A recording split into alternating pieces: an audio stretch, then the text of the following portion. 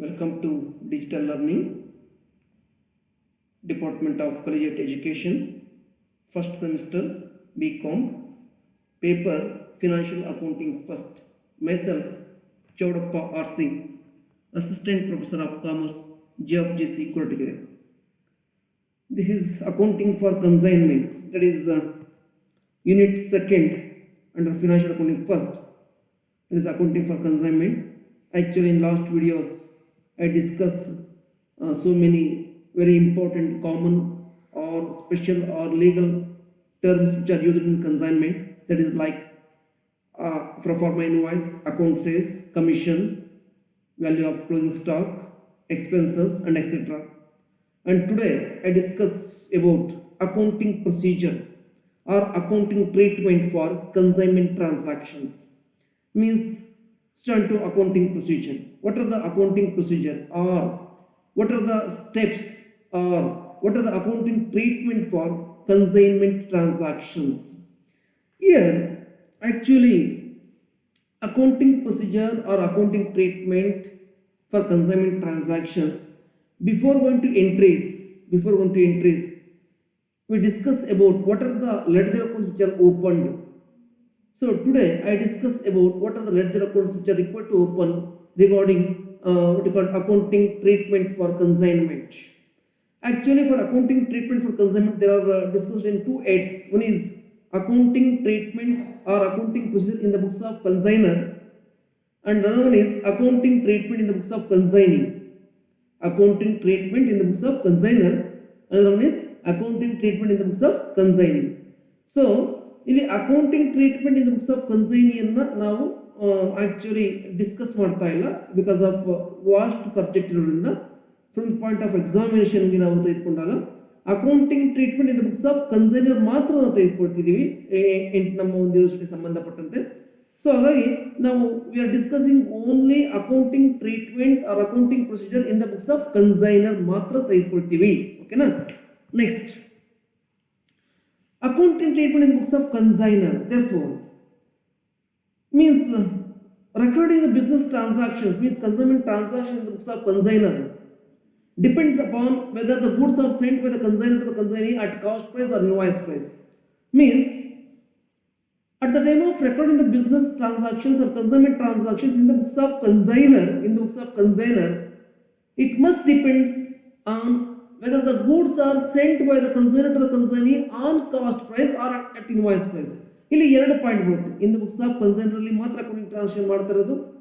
In the books of consignor accounting transaction ಮಾಡಬೇಕಾದ್ರೆ, accounting treatment ಅನ್ನ ಮಾಡಬೇಕಾದ್ರೆ ನಾವು ಎರಡು ಚಾಯ್ಸ್ ಅನ್ನು ಮಾಡ್ಕೋಬೇಕಾಗುತ್ತೆ. ಒಂದು, if goods are send by the consignor to the consignee at cost price, or if goods are send by the consignor to the consignee at invoice price.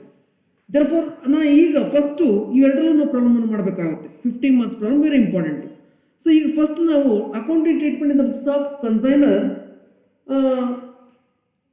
At cost price ಅನ್ನು ನೋಡೋಣ.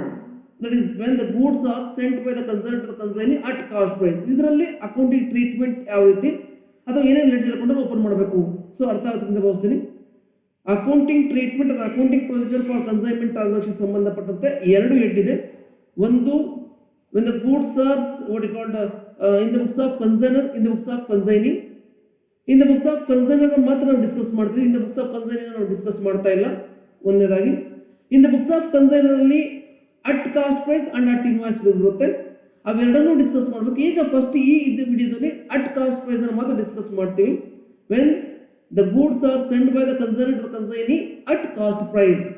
Therefore, in order to keep a proper record of all transactions related to particular consignment, after recording journal entries, consignor prepare the following accounts for each consignment separately. Very important. Consignor must prepare ledger accounts in the books of consignor separately for each consignment. Means ಇಲ್ಲಿ suppose ಒಂದು 8th consignment ಇದ್ರೆ 8th consignment separate ಆಗಿ ledger account open ಮಾಡ್ಕೋಬೇಕಾಗ್ತವೆ. ಎಲ್ಲಾನು ಒಂದೇ account ಅಲ್ಲಿ maintain ಮಾಡೋಕ್ಕಾಗಲ್ಲ. ಯಾಕೆ ಅಂದ್ರೆ ಫಾರ್ ಈಚ್ ಅಕೌಂಟ್ಗೆ ಪ್ರಾಫಿಟ್ ಅಂಡ್ ಲಾಸ್ ಅನ್ನು ಫೈಂಡ್ ಮಾಡಬೇಕು. ಹಾಗಾಗಿ ನಾವು ಇಲ್ಲಿ ಕನ್ಸೈನ್ಮೆಂಟ್ಗೆ ಪ್ರತಿಯೊಂದು ಕನ್ಸೈನ್ಮೆಂಟ್ ಅಕೌಂಟ್ ಸಪರೇಟ್ ಓಪನ್ ಮಾಡಬೇಕು ಕನ್ಸೈನರು. ಅಂಡ್ ಸೊ ಜರ್ನಲ್ ಎಂಟ್ರೀಸ್ ಇಲ್ಲಿ ಬಿಫೋರ್ ಗೋಯಿಂಗ್ ಟು ನಾನು ಜನರಲ್ ಎಂಟ್ರೀಸ್ ಅನ್ನ ಡಿಸ್ಕಸ್ ಮಾಡೋದಕ್ಕೆ ಮುಂಚಿತವಾಗಿ ಏನೇನು ಲೆಡ್ಜರ್ ಅಕೌಂಟ್ಸ್ ಅನ್ನು ಓಪನ್ ಮಾಡ್ತಾ ಇದೀವಿ ಅಂತ ನಾನು ಹೇಳ್ತಾ ಇದ್ದೀನಿ. ಜನರಲ್ ಎಂಟ್ರೀಸ್ ಅನ್ನು ನಾನು ನೆಕ್ಸ್ಟ್ ವಿಡಿಯೋದಲ್ಲಿ ನಾನು ಡಿಸ್ಕಸ್ ಮಾಡ್ತೀನಿ ನಿಮಗೆ. Therefore, for recording the journal entries, the consignors prepare the following ledger accounts. ಹಾಗಾದ್ರೆ ಏನು ಜನರಲ್ ಎಂಟ್ರೀಸ್ ಅನ್ನ ಇವನು ರೆಕಾರ್ಡ್ ಮಾಡಬೇಕು ಅಂದ್ರೆ ಆಕ್ಚುಲಿ ಇಲ್ಲಿ ಅಪ್ ಟು 15 ಜನರಲ್ ಎಂಟ್ರೀಸ್ ಬರುತ್ತೆ. ಆ 15 ಜನರಲ್ ಎಂಟ್ರೀಸ್ ಅನ್ನು ರೆಕಾರ್ಡ್ ಮಾಡಿದಾಗ ಇಲ್ಲಿ ನಮಗೆ ಮೇನ್ 4 ಲೆಡ್ಜರ್ ಅಕೌಂಟ್ ಓಪನ್ ಆಗುತ್ತೆ. ಎಲ್ಲಿ ಇನ್ ದ ಬುಕ್ಸ್ ಆಫ್ ಕನ್ಸೈನ್ ಅಲ್ಲಿ ಅದು ಕಾಸ್ಟ್ ಪ್ರೈಸ್ ಆಗ್ಬೋದು ಅಥವಾ ಇನ್ವಾಯ್ಸ್ ಪ್ರೈಸ್ ಆಗ್ಬೋದು, ಎರಡಕ್ಕೂ ಒಂದೇ. When the goods sent by the consignor to the consignee at cost price or invoice price, ledger accounts are same. There is no changes.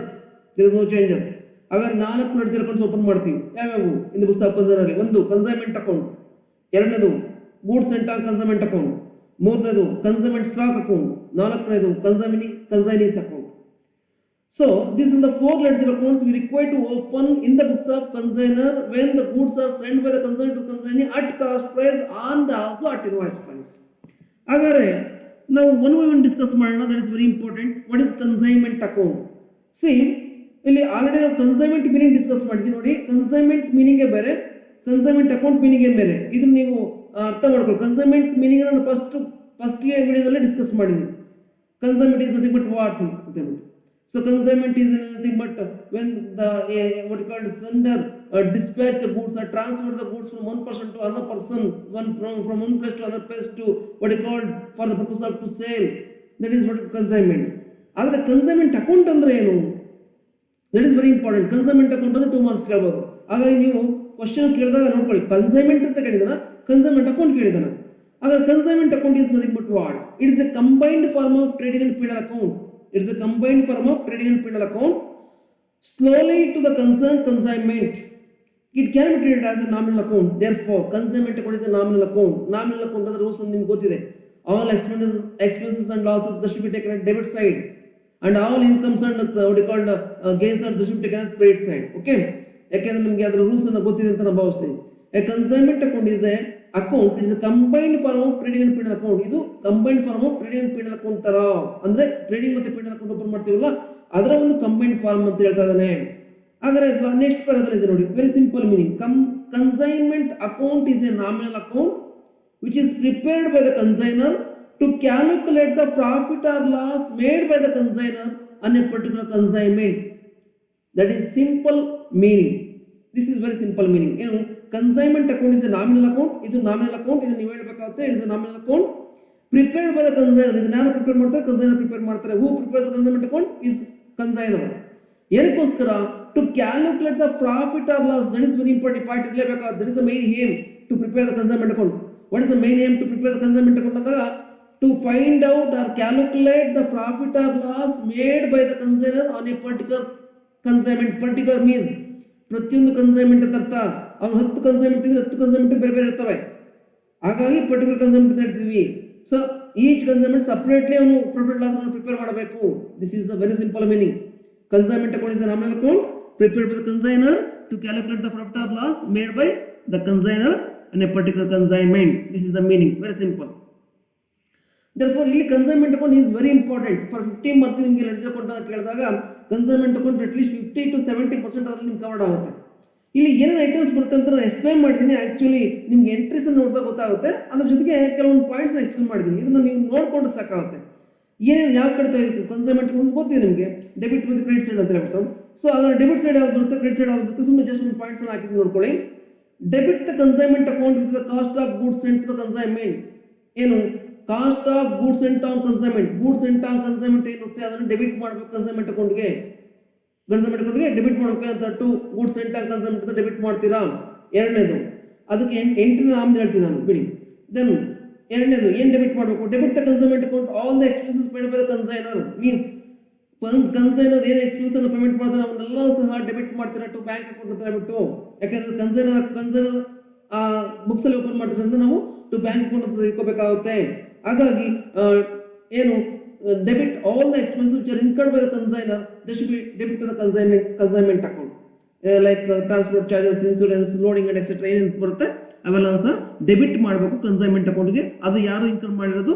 Consignor income ಮಾಡಿರೋದು ಅಥವಾ consignor payment ಮಾಡಿರೋದು. Okay.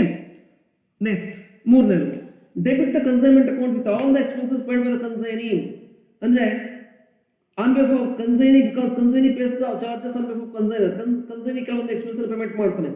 ಆ consignee payment ಮಾಡಿದ್ರು ಸಹ debit ಮಾಡೋ consignment ಅಕೌಂಟ್ಗೆ ಏನಂತ debit ಮಾಡ್ತೀರಾ ಅಂದ್ರೆ to the personal name of consignee, to consignee's account ಅಂತ ತೆಗೆದುಕೊಳ್ತೀವಿ.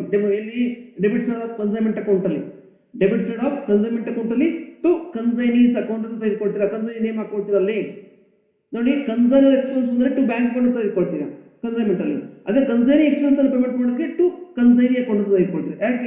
ಯಾಕೆಂದ್ರೆ ಇದು ಬುಕ್ಸ್ ಆಫ್ ಕನ್ಸೈನರ್ ಮಾಡ್ತಿರೋದ್ರಿಂದ ಅವನ ಪರ್ಸನಲ್ ಅಕೌಂಟ್ ತೆಗೆದುಕೋಬೇಕು ನಾವು. ಇದು ಮೂರನೇದು. ನಾಲ್ಕನೇದು, debit the consignment with the amount of commission payment to consignee. Means ಕನ್ಸೈನಿಗೆ ಕಮಿಷನ್ ಪೇಮೆಂಟ್ ಮಾಡ್ತೀವಿ, ಅವನು ಏನು ಸೇಲ್ಸ್ ಮಾಡ್ತೀವಿ ಅದ್ರ ಮೇಲೆ ಅದನ್ನ ಆ ಕಮಿಷನ್ ಅನ್ನ ಸಪರೇಟ್ ಆಗಿ ನಾವು ಡೆಬಿಟ್ ಮಾಡಬೇಕು. ಇದು ಅಷ್ಟೇ ಟು ಕನ್ಸೈನೀಸ್ ಪರ್ಸನಲ್ ಅಕೌಂಟ್ ಅಂತ ತೆಗೆದುಕೊಳ್ತೀವಿ ನಾವು. Next, credit the consignment account with sale proceeds. Means very important. ಏನನ್ನ ಕ್ರೆಡಿಟ್ ಮಾಡೋ ಕನ್ಸೈನ್ಮೆಂಟ್ ಅಕೌಂಟ್ಗೆ ಅಂದ್ರೆ ನಾವು 4 ಪಾಯಿಂಟ್ ಡೆಬಿಟ್ ಮಾಡಿವಿ. ಏನನ್ನ ಕ್ರೆಡಿಟ್ ಮಾಡಬೇಕು ಅಂದ್ರೆ ಕನ್ಸೈನ್ಮೆಂಟ್ ಅಕೌಂಟ್ಗೆ very important sale proceeds. Sales ಆಗಿರುತ್ತಲ್ಲ, ಕ್ಯಾಶ್ ಸೇಲ್ಸ್ ಮತ್ತು ಕ್ರೆಡಿಟ್ ಸೇಲ್ಸ್ ಎರಡೂ ಸೇರಿಸಿ ನಾವು ಕ್ರೆಡಿಟ್ ಸೈಡ್ ಅಂತ ತೆಗೆದುಕೋಬೇಕು, ಬೈ ಸೇಲ್ಸ್ ಅಂತ ತೆಗೆದುಕೋಬೇಕಾಗುತ್ತೆ. Then credit the consignment account with the cost of any abnormal loss. Suppose ಏನಾದ್ರು ಅಬ್ನಾರ್ಮಲ್ ಲಾಸ್ ಬಂದ್ರೆ ಇದನ್ನ ಕ್ರೆಡಿಟ್ ಮಾಡಬೇಕಾಗುತ್ತೆ. Actually abnormal loss normal loss ಸಂಬಂಧಪಟ್ಟದ ಬಂದು ನಾವು ಡಿಸ್ಕಸ್ ಮಾಡ್ತೀವಿ. ಆದ್ರೆ ಅದಕ್ಕೆ ಸಂಬಂಧಪಟ್ಟ ಅಡ್ಜಸ್ಟ್ಮೆಂಟ್ ಎಂಟ್ರಿ ಮಾಡಕ್ಕೆ ಹೋಗಲ್ಲ, ಯಾಕಂದ್ರೆ ನಂಬರ್ ಆಫ್ ಟ್ರಾನ್ಸಾಕ್ಷನ್ ಜಾಸ್ತಿ ಬರೋದ್ರಿಂದ ನಾವು ಸ್ವಲ್ಪ ಕಡಿಮೆ ಮಾಡ್ಕೊಂಡಿದ್ದೀವಿ. Okay, then credit the consignment account with value of closing stock. Very important point. ಇನ್ನೊಂದು ಕ್ರೆಡಿಟ್ ಮಾಡಬೇಕಾಗುತ್ತೆ value of closing stock. Value of closing stock ಅನ್ನು ಫೈಂಡ್ ಮಾಡಬೇಕು. ಆಕ್ಚುಲಿ ಅವ್ನು ಕೊಡೋದಿಲ್ಲ, ಅವ್ನು ಕೊಟ್ಟಿರೋದಿಲ್ಲ. ಆ ವ್ಯಾಲ್ಯೂ ಆಫ್ ಸ್ಟಾಕ್ ನೀವು ಫೈಂಡ್ ಮಾಡಬೇಕಾಗುತ್ತೆ. ಕೆಲವೊಂದ್ರೆ ಕ್ಲೋಸಿಂಗ್ ಸ್ಟಾಕ್ ಇರಲ್ಲ ಬಿಡಿ, ಕ್ಲೋಸಿಂಗ್ ಸ್ಟಾಕ್ ಇದ್ರೆ ಫೈಂಡ್ ಮಾಡೋ ಅವಶ್ಯಕತೆ ಬರೋಲ್ಲ. ಸೊ ಹಾಗಾಗಿ ಸೇಲ್ಸ್ ಅನ್ನು ಕ್ರೆಡಿಟ್ ಮಾಡಬೇಕು, ಅಬ್ಸರ್ವ್ ಲಾಸ್ ಕ್ರೆಡಿಟ್ ಮಾಡಬೇಕು, ಕ್ಲೋಸಿಂಗ್ ಸ್ಟಾಕ್ ವ್ಯಾಲ್ಯೂ ಕ್ರೆಡಿಟ್ ಮಾಡಬೇಕು. ಅಷ್ಟೇ ವ್ಯತ್ಯಾಸ, ಇನ್ನೇನಲ್ಲ. ದೇರ್ಫೋರ್ ಅಂಡ್ ಇನ್ನು ಬೇರೆ ಬೇರೆ ಐಟಮ್ಸ್ ಇನ್ಯಾವುದು ಜಾಸ್ತಿ ಬರೋದಿಲ್ಲ. ಅಸೆಟ್ಸ್ ಬರುತ್ತೆ. ಆಕ್ಚುಲಿ ಓಪನಿಂಗ್ ಅಸೆಟ್ಸ್ ಅನ್ನ ಡೆಬಿಟ್ ಸೈಡ್ ತಗೊಳ್ತೀವಿ, ಕ್ಲೋಸಿಂಗ್ ಅಸೆಟ್ಸ್ ಅನ್ನ ಕ್ರೆಡಿಟ್ ಸೈಡ್ ತಗೊಳ್ತೀವಿ ಅಷ್ಟೇ. ಅದು ಬಿಟ್ಟು ಬೇರೆ ಇನ್ಯಾವುದು ಬರೋದಿಲ್ಲ. Therefore the cost will include the proportionate expenses incurred by the consignor and also non economic expenses incurred by consignee. Means value of closing stock ಅಲ್ಲಿ ಏನಿರುತ್ತೆ ಅಂದ್ರೆ ಅಲ್ಲಿ ಆಕ್ಚುಲಿ ನಾನು ಹೇಳಿದ್ದೀನಿ already, non recurring expenses incurred by the consignor and consignee ಸಂಬಂಧಪಟ್ಟಿರುತ್ತೆ. If the total credit side is bigger than the total debit side, there is a profit on consignment, you will transfer to profit and loss account. Means ಇಷ್ಟೆಲ್ಲ ಆದ್ಮೇಲೆ consignment account close ಮಾಡ್ತೀವಿ. ಎಲ್ಲ ಆದ್ಮೇಲೆ consignment account close ಮಾಡಿದ್ಮೇಲೆ ನಿಮಗೆ credit side is bigger Dhan debit side, debit side ಇಂದ credit side ಜಾಸ್ತಿ ಇದ್ರೆ ಆಗ ಪ್ರಾಫಿಟ್ ಬರುತ್ತೆ, ಡೆಬಿಟ್ ಸೈಡ್ ಪ್ರಾಫಿಟ್ ಬರುತ್ತೆ. ಅದನ್ನ ಪ್ರಾಫಿಟ್ ಕನ್ಸೈನ್ಮೆಂಟ್ ಅಂತ ಹೇಳ್ಬಿಟ್ಟು ಅದನ್ನ ಪ್ರಾಫಿಟ್ ಲಾಸ್ ಟ್ರಾನ್ಸ್ಫರ್ ಮಾಡ್ತೀವಿ. ಸಪೋಸ್ ಅದು ಉಲ್ಟಾ ಆದ್ರೆ ಮೀನ್ಸ್ ಏನು debit side is bigger Dhan credit side ಅಂತ ಬಂದಾಗ ಅವಾಗ ಲಾಸ್ ಬರುತ್ತೆ, ಲಾಸ್ ಅನ್ನು ಸಹ ಪ್ರಾಫಿಟ್ ಲಾಸ್ ಟ್ರಾನ್ಸ್ಫರ್ ಮಾಡ್ತೀವಿ. ಇಷ್ಟೇ, ದಿಸ್ ಇಸ್ ಟ್ರೀಟ್ಮೆಂಟ್. ದೇರ್ಫೋರ್ ಯಾವ ರೀತಿ ಟ್ರಾನ್ಸಾಕ್ಷನ್ ಮಾಡಬೇಕು ಅಂತ ನಾನು ಹೇಳಿದೆ. Therefore consignment account is very important account. And then second one consignee's account. Consignee account is a personal account actually. It is a personal account. It is prepared for ascertaining the amount due from the consignee. Very simple meaning. Ishte meaning bari sakavutte. Consignee's account is a personal account. Avana personal account. It is prepared. Idನ್ನ ಹೇಗೆ prepare ಮಾಡ್ತೀರಾ? Why it is prepared ಅಂತ ಕೇಳಬಹುದು ನಿಮಗೆ. It is prepared for ascertaining the amount due from the consignee. ಅಂದ್ರೆ consignee ಇನ್ನೆಷ್ಟು amount ಮೊತ್ತವನ್ನು ಬಾಕಿ ಕೊಡಬೇಕಾಗಿದೆ ಅನ್ನೋದನ್ನ ಫೈಂಡ್ ಮಾಡೋದಕ್ಕೋಸ್ಕರ ಇದನ್ನ ಪ್ರಿಪೇರ್ ಮಾಡ್ತೀವಿ, ಅಷ್ಟೇ ವ್ಯತ್ಯಾಸ. This is meaning. And why it is prepared ಅಂತ ಹೇಳ್ಬೋದು. What is main object to prepare consignee's account ಅಂತ ಇಷ್ಟೇ ಬರೀಬೇಕಾಗುತ್ತೆ, ಇನ್ನೇನು ಬೇಕಾಗಿಲ್ಲ. ಹೌ ಟು ಟ್ರೀಟ್ ಅಂತ ಕೇಳಿದ್ರೆ ಕೇಳೋದು ಬರೀಬೇಕಾಗುತ್ತೆ. ಏನು ಇದನ್ನು ಯಾವ ಟ್ರೀಟ್ ಮಾಡ್ತಿದ್ದಾಗ the balance reveal in this account means consignee account ಏನು ಬ್ಯಾಲೆನ್ಸ್ ಬರುತ್ತೆ is shown in the balance sheet of the consignor. ಅರ್ಥ ಆಗ್ತಿದೆ ಮಾವಸ್? ಟ್ರೀಟ್ಮೆಂಟ್ ಇದು ಕನ್ಸೈನಿ ಅಕೌಂಟ್ ಅಲ್ಲಿ ಯಾವ ಟ್ರೀಟ್ಮೆಂಟ್ ಮಾಡಬೇಕು ಅನ್ನೋದ್ರ ಬಗ್ಗೆ. Balance revealed in this account is shown in the balance sheet of the consignor. Consignor balance sheet ಅದನ್ನ ಬ್ಯಾಲೆನ್ಸ್ ತೋರಿಸಬೇಕಾಗುತ್ತೆ. ಇಫ್ ಡೆಬಿಟ್ ಬ್ಯಾಲೆನ್ಸ್ ಇದ್ರೆ ಅದರಲ್ಲಿ if debit balance is shown on asset side, if credit balance on what you called consignee account credit balance ಬಂದ್ರೆ that should be shown liability side of what you called balance sheet in of the consignor. ಅಂದ್ರೆ very important. Consignee account debit balance ಬಂದ್ರೆ ಅದನ್ನ asset side ತಗೊಳ್ತೀವಿ, credit balance ಬಂದ್ರೆ ಅದನ್ನ liability side ತಗೊಳ್ತೀವಿ. ಎಲ್ಲಿ? Balance sheet ಅಲ್ಲಿ, in the books of consignor ಅಲ್ಲಿ. This is what treatment. ಅಲ್ಲಿಗೆ ಮೀನಿಂಗ್ ಆಯ್ತು, ಟ್ರೀಟ್ಮೆಂಟ್ ಆಯ್ತು. Next, goods and on consignment. It is another one account, ledger account. It's a real account actually. ನಾವು ಅಲ್ಲಿಗೆ consignment nominal account, consignee account what called personal account. It is a real account. ಯಾವುದು? Goods and on consignment it's a real account. ಯಾಕಂದ್ರೆ ಇದೇನು? What is this? It deals with goods transferred from the consignor to the consignee and goods return by the consign to the consignor ಇಷ್ಟೇ. It is the meaning. What is goods sent on consignment ಅಂದ್ರೆ ಎಷ್ಟು ಬರಸಕ್ಕಾಗುತ್ತೆ. ಅಥವಾ white is prepared ಅಂದ್ರೂ ಇದನ್ನೇ ಬರಬೇಕು. What is prepared ಅಂದ್ರು it deals with goods transferred from the consign to the consignee. Goods ಅನ್ನ ಏನು ಕನ್ಸೈನ್ ಟ್ರಾನ್ಸ್ಫರ್ ಮಾಡ್ತಾರೆ ಅದನ್ನ ಡೀಲ್ ಮಾಡುತ್ತೆ. ಮತ್ತೆ ಅದ್ರ ಜೊತೆಗೆ ಇನ್ನೊಂದನ್ನು ಡೀಲ್ ಮಾಡುತ್ತೆ ಅಂದ್ರೆ goods return by the consign to the consignor. Goods ಅನ್ನ ಕನ್ಸೈನ್ ವಾಪಸ್ ಆಗ್ತಾರಲ್ಲ ಅದನ್ನು ಡೀಲ್ ಮಾಡುತ್ತೆ ಅಷ್ಟೇ. ಹಾಗಾದ್ರೆ ಎರಡೇ ಪಾಯಿಂಟ್ ಇರ್ಬೋದು. ಕನ್ಸೈನರು ಕನ್ಸೈನಿಗೆ ಟ್ರಾನ್ಸ್ಫರ್ ಮಾಡಿರೋದನ್ನ, ಸೆಂಡ್ ಮಾಡಿರೋದನ್ನ, ಮತ್ತೆ ಕನ್ಸೈನಿಗೆ ರಿಟರ್ನ್ ಮಾಡಿರೋದನ್ನ ಇದು ಡೀಲ್ ಮಾಡುತ್ತೆ. ಅವೆರಡು ಟ್ರಾನ್ಸಾಕ್ಷನ್ ಮಾತ್ರ ಈ ಅಕೌಂಟ್ ರೆಕಾರ್ಡ್ ಮಾಡ್ತೀವಿ ನಾವು. Therefore, it is a real account. It deals with goods transferred from consignor to the consignee and goods returned by the consignor to the consignor. This is the meaning. And why it is prepared? Same object ಎಲ್ಲ ಮುಂದೆ ಆಗುತ್ತೆ. The balance of this account ಅಂದ್ರೆ ಈ account ಅಲ್ಲಿ ಬರ್ತಕ್ಕಂಥ balance ಅನ್ನು ಎಲ್ಲಿ transfer ಮಾಡ್ತೀವಿ ಅಂದ್ರೆ to trading account. The balance of cost of goods is transferred to means balance of goods sent on consignment ಅಲ್ಲಿ ಬರ್ತಕ್ಕಂಥ ಬ್ಯಾಲೆನ್ಸ್ ಅನ್ನ is transferred to trading account. Trading account transfer ಮಾಡ್ತೀವಿ. That is a treatment. Goods sent on consignment ಅಲ್ಲಿ ಬರ್ತಕ್ಕಂಥ balance ಅನ್ನು ಏನು ಮಾಡಬೇಕು? Transfer to trading account or purchase account ಅಂತ ಕರಿತೀವಿ ಅಷ್ಟೇ. Therefore, ಮೂರು ಲೆಡ್ಜರ್ ಅಕೌಂಟ್ ಆಯ್ತು. ನಾಲ್ಕನೇದು last one consignment stock account. This is an account. This is consignment stock account ಅಥವಾ ಕ್ಲೋಸಿಂಗ್ ಸ್ಟಾಕ್ ಅಕೌಂಟ್ ಅಥವಾ ವಾಟ್ ಕಾಲ್ಡ್ ಏನು closing value of unsold stock account ಅಂತ ಕರಿತೀವಿ ಇದನ್ನ. This is account. This account is open in the books of consignor. This account is open in the books of consignor. ಏನಕ್ಕೋಸ್ಕರ? To know the quantity of closing stock with the consignee. To know the quantity of closing stock with the consignee. This is the meaning and also way it is prepared. ಎಲ್ಲಕ್ಕೂ ಒಂದೇ ಆಗುತ್ತೆ. This account is opened in the books of consignor to know the quantity of closing stock with the consignee. Consignee ಹತ್ರ ಇನ್ನೆಷ್ಟು closing stock ಇದೆ ಅನ್ನೋದನ್ನ find ಮಾಡೋದಕ್ಕೋಸ್ಕರ ಈ account open ಮಾಡ್ತೀವಿ. So in this video we are discussing about only how much ledger accounts which are required to open in the books of consignor at cost price or invoice price. Dear students, actually ನಾನು entries ಅನ್ನು discuss ಮಾಡಿಲ್ಲ. First ನಾನು ledger accounts ಏನು open ಮಾಡಬೇಕು ಅಂತ ನಾನು discuss ಮಾಡಿದ್ದೀನಿ. ನಾನು ಕೂಡ ಲೆಡ್ಜರ್ ಅಕೌಂಟ್ ಓಪನ್ ಮಾಡಬೇಕಾಗುತ್ತೆ. Consignment account, consignee account, goods sent on consignment account and also consignment stock account ಅಥವಾ ಕ್ಲೋಸಿಂಗ್ ಸ್ಟಾಕ್ ಅಕೌಂಟ್. ಇವು ಮೀನಿಂಗು ಮತ್ತೆ ಯಾಕೆ ಪ್ರಿಪೇರ್ ಮಾಡ್ತೀವಿ, what is the main object ಎಲ್ಲ ಅದರಲ್ಲೇ ಬರುತ್ತೆ. ನೀವು ಅದು ಎಲ್ಲ ಮುಂದೆ ಮೀನಿಂಗ್ ಅಲ್ಲಿ ಬರುತ್ತೆ. ನಾನು ಅದನ್ನು ಹೇಳಿದ್ದೀನಿ, ನೋಡ್ಕೊಳ್ಳಿ. 2 ಮಾರ್ಕ್ಸ್ ಇಂಪಾರ್ಟೆಂಟ್ ಮತ್ತೆ ಪ್ರಾಬ್ಲಮ್ ಮಾಡ್ಬೇಕಾದ್ರೆ ಇವು ನಿಮಗೆ ಇಂಪಾರ್ಟೆಂಟ್. ಮತ್ತೆ ಕನ್ಸೈನ್ಮೆಂಟ್ ಅಕೌಂಟ್ ಏನೇನು ಡೆಬಿಟ್ ಸೈಡ್ ಬರುತ್ತೆ, ಏನು ಕ್ರೆಡಿಟ್ ಸೈಡ್ ಬರುತ್ತೆ ಅಂತ ಹೇಳಿದ್ದೀನಿ. ನೆಕ್ಸ್ಟ್ ಎಂಟ್ರಿ ಬರುತ್ತೆ. ಎಂಟ್ರೀಸ್ ನಾನೆಲ್ಲ ಹೇಳ್ತಾ ಹೋಗ್ತೀನಿ. Therefore, this is what is called related to ledger accounts which are required to open in the books of consignor at cost price or and also at invoice price. Thank you.